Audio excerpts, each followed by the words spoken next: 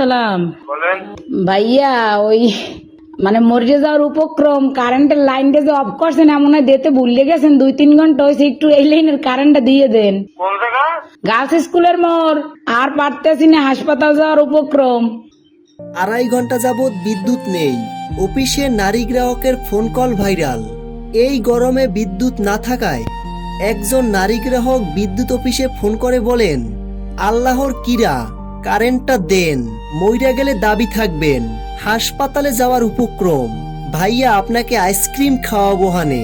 কাজ স্কুলের মোড়। হ ভাই, 2.5 ঘন্টা ধরে বই রয়েছি, আর পারতেছি না। দেন দি ভুলে মনে হয় আর সুই চুড়াইতে মন নাই আম্মে গো। হ্যাঁ হয় একটু আল্লাহর হস্তে কারেন্টটা দেন আম্মে গো, আল্লাহরও কিরিয়া, মরে গেলে আম্মে দাবি থাকবেন। একটু দাঁড়ান, একটু দাঁড়ান, একটু দাঁড়ান। ও ভাইও দেন, আম্মের আইসক্রিম খাওয়ামো, তো আর দাঁড়াইতে কইেন না। সম্প্রতি সোশ্যাল মিডিয়ায় এই কল রেকর্ড মুহূর্তেই ভাইরাল।